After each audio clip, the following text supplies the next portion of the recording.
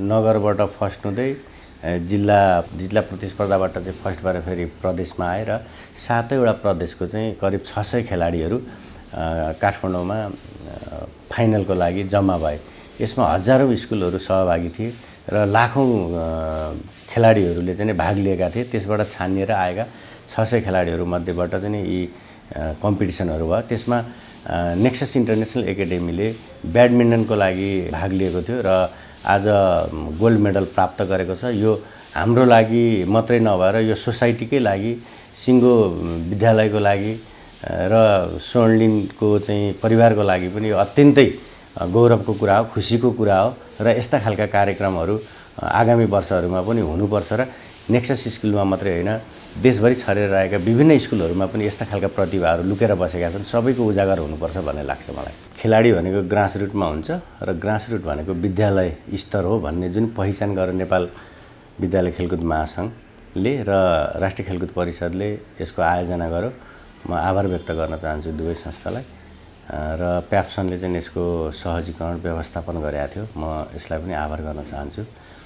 यो किसिमको खेलाडीहरू स्कुलमा छन् भनेर पहिचान गरेर जुन किसिमले नेपालमै पहिलो पटक भन्छु म, राष्ट्रिय खेलकुद परिषदले चाहिँ पहिले पनि गरेको थियो, तर नेपाल विद्यालय खेलकुद महासङ्घ र प्याप्सन सहितको चाहिँ संयुक्त कार्यक्रम चाहिँ यो पहिलो हो। ब्याडमिन्टन मात्रै होइन, यस्ता थुप्रै खेलाडीहरू चाहिँ स्कुलमा चाहिँ यो प्रतिभाशाली खेलाडीहरू लुकेर बसेको रहेछ। त्यो पहिचान गर्ने एउटा जमर्को गरेको छ र त्यही अनुरूप अब यहाँ चाहिँ अहिले एथलेटिक्स, क्रिकेट, टेबल टेनिस, त्यस्तै गरेर रग्बी लगायतका ब्याडमिन्टन यी खेलहरू चाहिँ देखिए। अब नेक्सस क्रिकेट एकाडेमी यहाँले सुन्नुभएकै छ, यो एकदमै टप लेभलमा आइराखेको छ अहिले र नेक्सस फुटबल एकाडेमी पनि यो चाहिँ अन्डर 18 को राम्रो एकाडेमीमा गनिन्छ।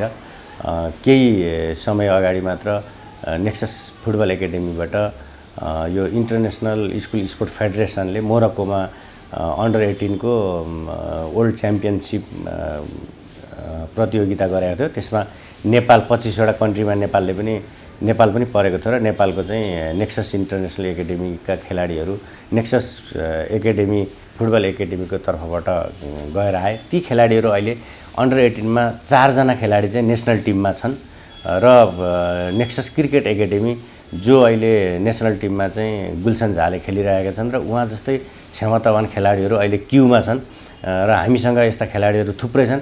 हामीले यो मात्रै होइन, अरू अब म्युजिकमा त्यत्तिकै लगानी गरिरहेका छौँ, खेलहरूमा पनि त्यस्तै लगानी गरिरहेका छौँ, जसले चाहिँ राष्ट्रिय स्तरका खेलाडीहरू उत्पादन गर्नलाई नेक्ससले सधैँभरि यो राष्ट्रलाई नै सेवा पुर्याइरहेछ, टेवा पुर्याइरहेछ भन्ने लागेको छ।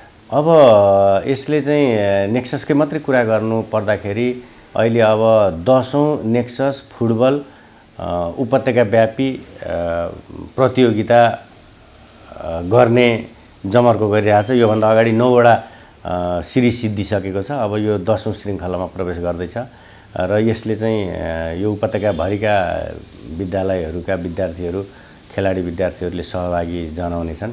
त्यस्तै गरेर यसले चाहिँ नि उपत्यकाव्यापी डान्स कम्पिटिसन पनि गर्दै आएको छ नेक्ससले।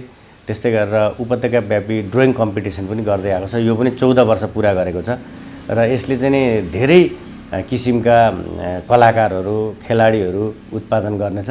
यस्ता थुप्रै कार्यक्रमहरू नेक्ससले समाजमा अगाडि सारिरहेको छ। यिनै कार्यक्रमहरूमा अहिले व्यस्त छ। अब सार्वजनिक बिदाको दिन अनि शनिबारको दिन यिनीहरूलाई एक्स्ट्रा ट्रेनिङहरू दिने गरिएको छ र यिनीहरूको पढाइ नबिग्रिने गरी बिहान या बेलुका पनि प्रशिक्षणको व्यवस्था गरिएको छ र सिङ्गो परिवारले चाहिँ स्कुललाई सपोर्ट गरो, आफ्नो बच्चालाई सपोर्ट गरो भने यसको रिजल्ट आउने रहेछ। त्यसले गर्दा हामीसँग जोडिनु भएका आम अभिभावकहरूले पनि जसका छोराछोरीहरू खेलतर्फ बढी चासो राख्नुहुन्छ उहाँहरूलाई सपोर्ट गर्नुभएको छ। त्यसले गर्दा हामीलाई पनि काम गर्न सजिलो भएको छ र यहाँ चाहिँ त्यसरी मेडल लिएर आउने खेलाडीहरूलाई हामीले स्कलरसिपको व्यवस्था पनि गरेका छौँ। यसले पनि बच्चाहरूलाई चाहिँ मोटिभेट हुँदो रहेछ।